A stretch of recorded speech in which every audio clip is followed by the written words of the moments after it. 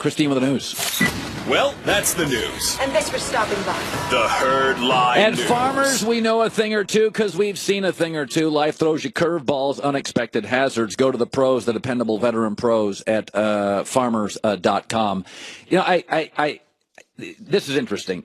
You know, let me, before, you know, the whole thing about Cleveland, Kyrie, basically what Kyrie's doing, and I've always defended players on this.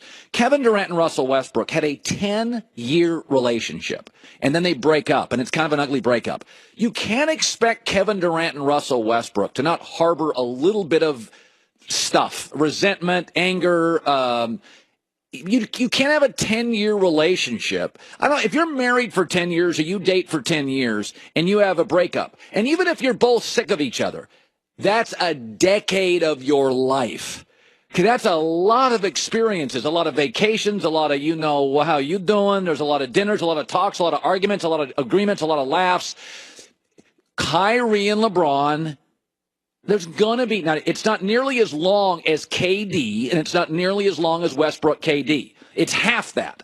But they experienced a championship, disappointment, a lot of laughs, a lot of trouble, a lot of passive-aggressive, a lot of cryptic this. They're going to have issues. Yesterday, Kyrie Irving came out. It was funny. And he said, I'm driving around Boston, said Kyrie Irving. I'm thinking, man, I'm in a real-life sports city. A lot of different cultures, food, and people, man. You get it all, especially in Boston. Now, first of all, Boston has three cultures, angry, bitter, and Irish. Let's not make it Paris. But the point being is what Kyrie Irving is saying when he's saying this is, I'm in a better place than you. I got a cooler partner. Yeah, look at me on Instagram. Look where I'm at. My city's cooler. By the way, and I'm okay with that. I'm totally okay with that. I'm not going to lie to you. When I left my former place to this place, I'd make sure I showed those sunset pictures. How you doing, brah? It's snowing. 74 here. We're all insecure. We all want to feel better. We want to feel like we win. My first couple months here, it was like I'd be surfing thinking, my God, that I hit the lottery. I got great bosses. I got great weather. I live by a beach, not in the middle of New England. It's the reality of it. You're not going to go through a 10-year relationship like Westbrook and Kevin Durant and the Warriors. Like, we don't understand why Kevin Durant still got a. How do you not understand? They were in a relationship for a decade. They broke up. It was public. So everybody, all your friends and all your buddies and all your Twitter and all your, hey, what about him? What about him? What about him? What about him? You read your phone, pretty soon you're like, yeah, what about him? You got to understand, man, Kyrie and LeBron had, now it was half the relationship of Russell Westbrook and KD, but what Kyrie Irving did yesterday by bragging about Boston, he was just bragging like, hey, my new job, I'm by the beach. We got better food. We got the Red Sox. We got the Patriots. You got Cleveland. It's okay. You can say that it's petty, and maybe it is, but we're all petty. When you go through life's experiences and you have these incredible highs and then you have lows, we're all humans here. Like, you don't think Joe Girardi manages the Yankees. Joe Girardi is tough. Joe Girardi looks like he could play. Joe Girardi's the stepdad you don't make mad. Joe Girardi, in 2 interviews yesterday, looked like he was going to cry when he was asked about butchering Game 5. Joe Girardi's as tough as a $4 steak, and this guy was virtually brought to tears twice yesterday in interviews because he's a human being and because he's responsible for the most known baseball team in the history of the world. And if he screws it up, he's got to live with himself and all these talented young players. And he's a smart guy, and he understands the gravitas of his job. And Joe Girardi's like, man, I could have screwed the pooch for my entire organization, my owner, my GM. You're listening to Joe Girardi talk about his, and he just won the series, by the way. When you hear him here, this is after winning the series, and he's still emotional. Well, I told the team that, look, I screwed up, and you guys have had each other's back the whole year, all right? Just go out and win one game. And they bought in like they have the whole season, and they picked me up.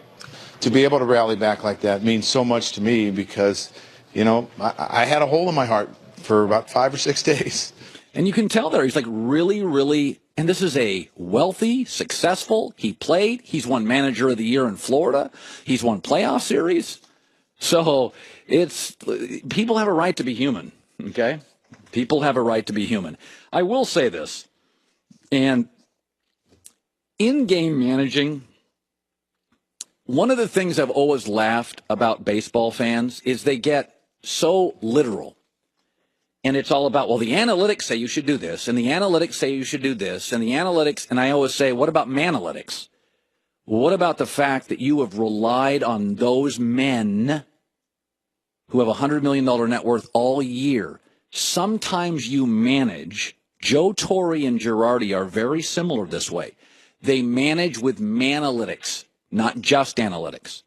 So I'll give you a prime example. Last night, Yankees lead 3-0, and CC Sabathia surrenders a single.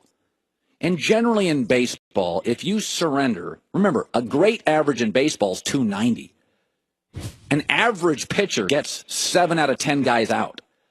So if a pitcher in Major League Baseball surrenders 3 straight hits, either you're bad, CC Sabathia is not bad, or you're tired. Well, Joe Girardi's been around long enough. He knew CC Sabathia was shot, but he gave him another batter. And it's easy for the analytic people or the baseball diehards, the seam heads, to go, can't you, what do you, pull him, Joe, pull him, Joe, pull him, Joe. But you got to remember the manalytics that are involved. CC was pulled Friday by Joe, a little early. So how does that play in CC's head? He's your guy. You've been relying on him for years. You pulled him early Friday.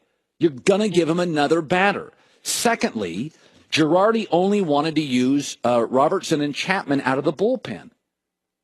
That's all he wanted to use. It's set up perfectly. So if CC gets pulled a batter or two early, it may screw up your last 2 pitchers, and you may have to go to another reliever. And they were Smoltz was talking about this. The more relievers you go to, Francona last night, the greater the chance you get a reliever, and it's just not his night. But he went into that game thinking, I got CC for 6, I got Robertson for 3, and I got Chapman for 1. And that's what he's thinking. And so in that moment, he pulled him early Friday. This is a guy that I've trusted for years. I don't want to lose him later. I don't want him ticked off at me. I don't want to screw up my rotation. It's not just as simple as the obvious move, which is hit, get him out. You're thinking about the bullpen. You're thinking about Friday. You're thinking about a guy you've relied on. You know what I mean? Like, nerds are not successful managers. Nerds aren't. Tony La Russa is not a nerd. Bruce Bochy's a man. Joe Girardi's a man. Joe Torre's a man. They're not like small. They're not like, they're men, and they want the respect of men. And sometimes it ain't just analytics. It's manalytics. How does it play in the room full of men? That's a real thing. You're dealing with egos and millionaires and entitlement and feelings. And I just thought that was one of those in-game moments where the obvious is pull him. But he's thinking about Friday, the bullpen, CC. How's he feeling? I'm gonna need this guy 4 more starts in the postseason potentially. There's a lot of things in play here. A lot of things in play. We're still efforting, searching, trying to get Alex Rodriguez.